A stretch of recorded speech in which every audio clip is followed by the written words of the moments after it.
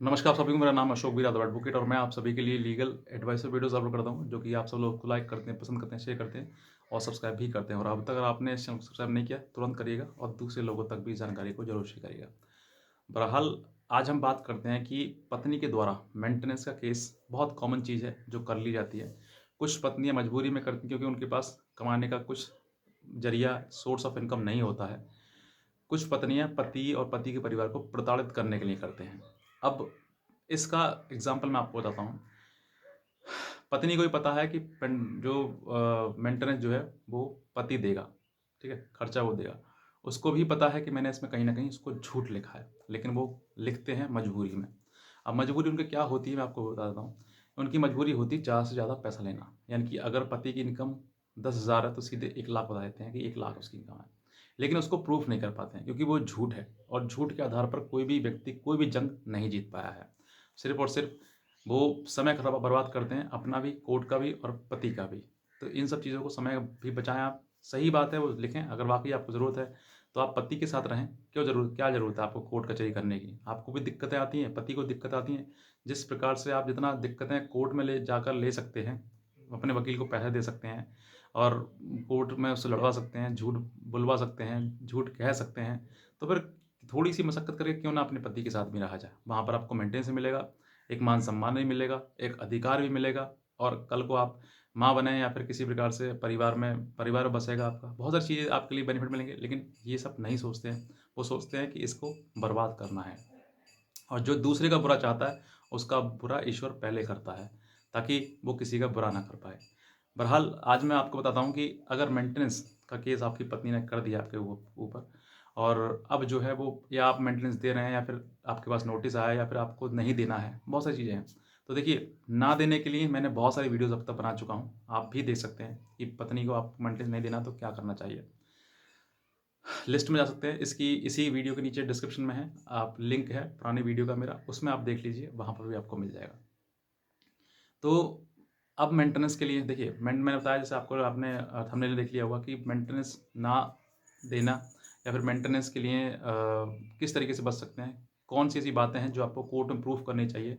अगर आप प्रूफ कर देते हैं तो कोर्ट में आपको मेंटेनेंस देने की आवश्यकता कोई भी नहीं हो, कोर्ट भी आपको नहीं बांधेगा, क्योंकि ये सब चीज़ें जो जो हैं ग्राउंड हैं कि आपको ग्राउंड के लिए इन सब चीज़ों, अगर आपके पास सामने आती हैं, इनमें से कोई एक भी अगर आप प्रूफ कर देते हैं तो डेफिनेटली आप इस मेंटेनेंस से नहीं, आपको नहीं देना पड़ेगा।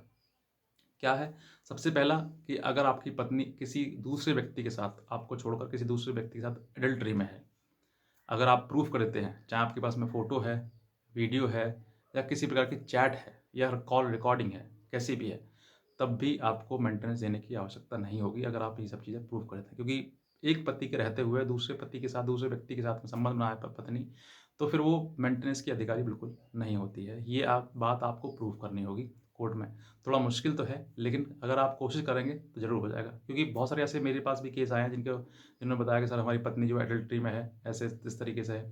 तो आपके पास में एविडेंस होना चाहिए। अगर आप ओरली कहते हैं इन सब बातों को, कोर्ट कभी भी विश्वास नहीं करेगा। कोर्ट क्या, कोई व्यक्ति आप विश्वास नहीं करेगा, क्योंकि ये सोचेगा कि आप उसको सिर्फ और सिर्फ बदनाम करना चाहते हैं और आप उसके साथ में गलत कर रहे हैं, पहले। दूसरा, अगर आपकी पत्नी ने आपके होते हुए किसी दूसरे से शादी कर ली है और आपके पास में उसका कोई एविडेंस है, तो आप उस एविडेंस को दें। चाहे उसमें शादी का कार्ड हो, चाहे उसमें कोई भी कोई ऐसा कोई रजिस्टर्ड मैरिज है उसका कोई हो, ऐसा कोई भी आपको एविडेंस हो जिसमें आप प्रूफ कर सकते हैं, तो आप, अगर आपने ये प्रूफ कर दिया तो आपको फिर भी मेंटेनेंस देने की ज़रूरत नहीं पड़ेगी, क्योंकि उसने कहीं ना कहीं दूसरी जगह घर बसा लिया है। तीसरा, पहला तो ये हो गया। तीसरा, अगर आपकी पत्नी जो है किसी प्रकार से, मतलब पूरी अच्छी खासी वो पढ़ी लिखी हुई है, वेल एजुकेटेड है, और प्रॉपर्टी भी है, नौकरी भी करती है, चाहे वो प्राइवेट करती हो या गवर्नमेंट करती हो, इस तरीके से चीज़ें हैं, और आपको भी मालूम है कि वो अपने आप को अच्छे से मेंटेन कर सकती है, तो ये बात आपको प्रूफ करनी है कोर्ट में कि वो अपने आप को खुद को अच्छे से मेंटेन कर सकती है। जब आप ये सब चीज़ें प्रूफ कर देंगे, उसके बाद जो है आपको मेंटेनेंस देने की कोई ज़रूरत नहीं पड़ेगी। इनमें से कोई एक भी कर दें, या फिर आपका भी है, पति का भी है। पति अगर अपने आप को ये प्रूफ कर दे कि मैं हैंडीकैप्ड हूँ, यानी कि वो हैंडीकैप्ड हो या फिर किसी प्रकार से उसने जॉब वगैरह सब छोड़ दी है, वो कुछ नहीं कर सकता है, या फिर वो किसी बहुत बड़ी बीमारी से ग्रसित है, ऐसी कोई चीज़ है, अगर वो ऐसी कोई चीज़ प्रूफ करता है, तब भी उसको कोई ज़रूरत नहीं पड़ेगी देने के लिए। तो ये चीज़ें जो हैं वो आपको प्रूफ करनी है। अब आपको सोचना है कि आप कौन सी इनमें से कोई एक बात है जिसकी वजह से आप प्रूफ कर सकते हैं। तो अगर आप प्रूफ कर देंगे तो आप डेफ़िनेटली इन सब चीज़ों से बच जाएँगे। और सबसे मोस्ट इम्पोर्टेंट जो आपके लिए बात है, वो ये है कि अब जो है ऑनरेबल सुप्रीम कोर्ट ने रजनीश वर्सेस नेहा एक जजमेंट पास किया है, जिसमें साफ कहा गया है कि पति और पत्नी दोनों ही अपने बारे में एफ़िडेविट देंगे कि उनकी इनकम क्या है, पति की इनकम क्या है और पत्नी की इनकम क्या है, पत्नी कितनी पढ़ी लिखी है, पति कितना पढ़ा लिखा है, दोनों अपने अपने सेपरेट, उनके पास कितनी प्रॉपर्टी है, कितना उनका ब्यौरा है, वो सब कुछ सेपरेटली अपने एक एफिडेविट में देंगे, चाहे वो पत्नी हो चाहे पति हो, दोनों हो। और उसके बाद कोर्ट डिसाइड करेगा कि बाकी इनको क्या मेंटेनेंस देना चाहिए या फिर नहीं देना चाहिए। तो ऐसा अब नहीं है, पहले पहले होता था कि पत्नी ने जो कह दिया वो सब सच, जो उसने लिख दिया वो सब कुछ सच, लेकिन अब ऐसा नहीं है। अब समय के अनुसार हर चीज़ें बदल गई हैं, क्योंकि पत्नियों के द्वारा बहुत ही ज़्यादा मिसयूज़, दुरुपयोग कानून का हो रहा है। सेक्शन 498 हो, चाहे मेंटेनेंस हो, चाहे डीबी हो। आज के समय में अगर आप कोर्ट में देखेंगे तो सबसे ज़्यादा कोर्ट में ही केस भरे पड़े हैं।